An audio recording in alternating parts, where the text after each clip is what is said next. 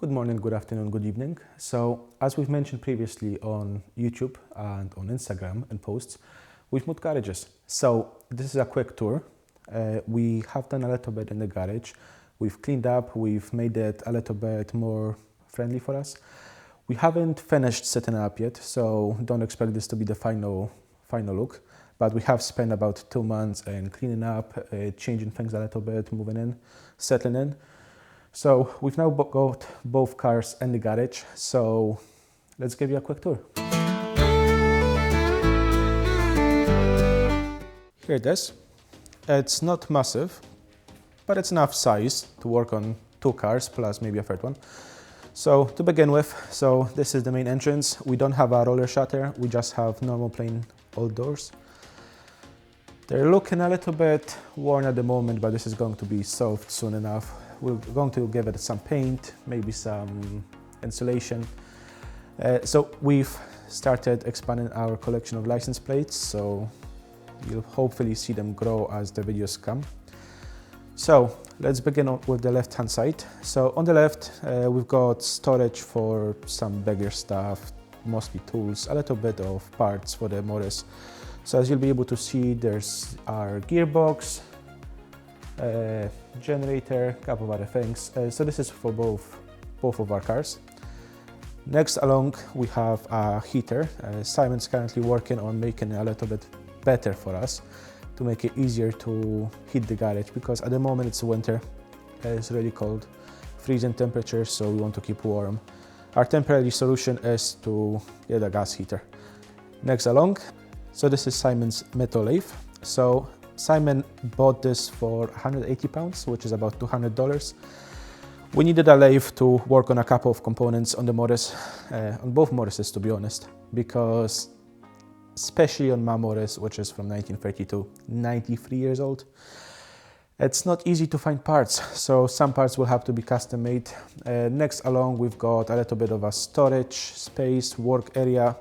So this is a unit we got recently, so we've got some bulk storage at the bottom, 3 drawers.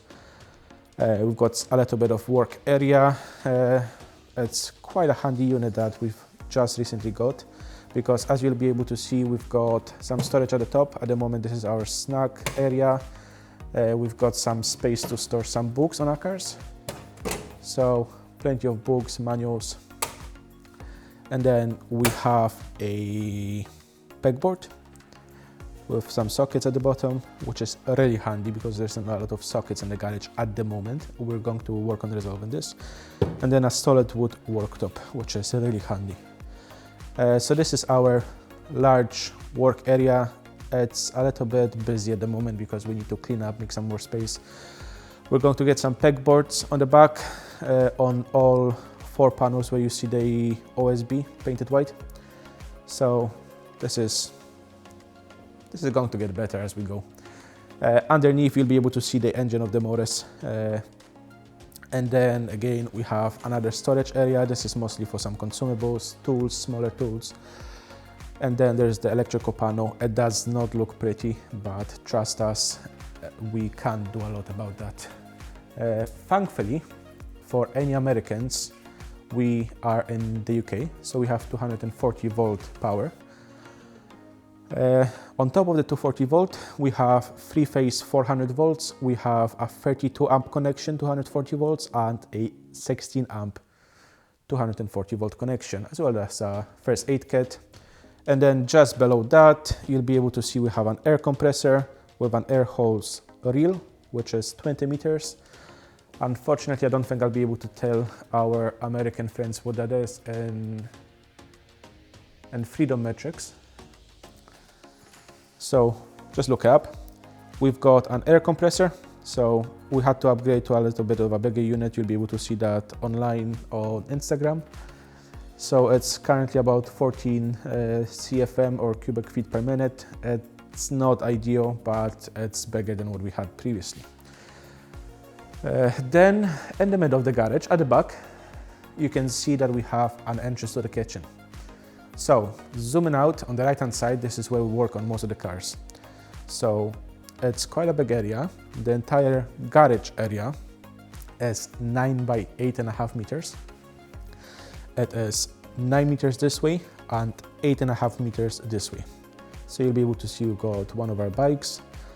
This is Simon's project. So this is the 1965 Morris Minor 1000. We finally got enough space for both cars, which is great. And then next to that, we've got a little bit of an in-between space.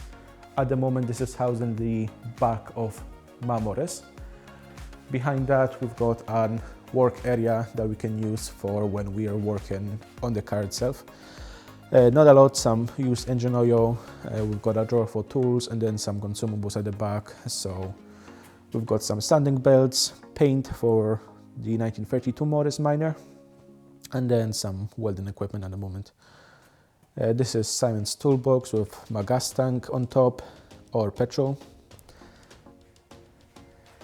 And then this is where we're storing, well, this is where we're working on my Morris. It is currently just the frame that's here, plus the front of the car. We're working on sanding the frame down and then we're going to paint it. We've got some paints already lined up, so you'll see a video of this soon enough. Now, this video will probably come out before the videos on stripping the car, but that's because we had some technical difficulties, so we couldn't really show you a lot of the stuff. I am currently working on editing those videos, so you'll see them soon enough. And then you might have seen this in the previous garage. This is a storage unit that I've managed to purchase in Costco. It is really handy because we can label and put a lot of the medium-sized components for the Morris. Now this is a wall that's made out of OSB. So you'll be able to see that at the back. It's not pretty, but this is where we've got a lot of the bigger parts at the moment.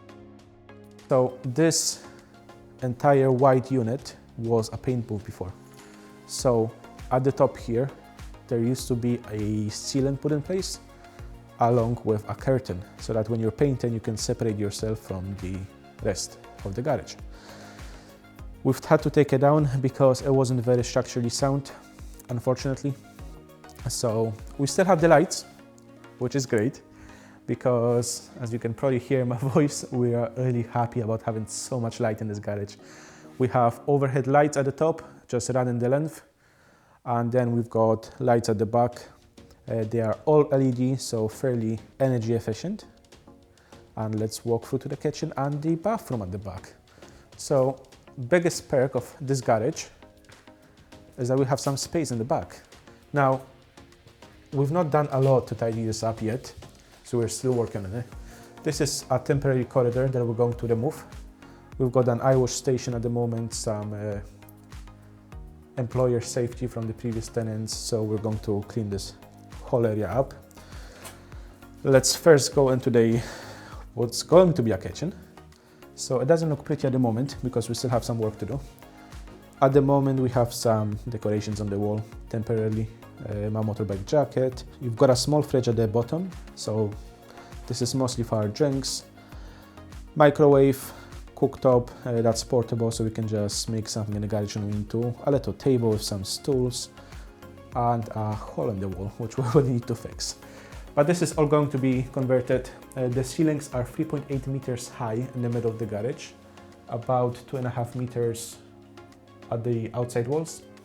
So what we're going to do is put an actual kitchen unit wall on this side, have a small island, so hopefully we'll have some space to record some non-car specific videos, maybe even some podcasts.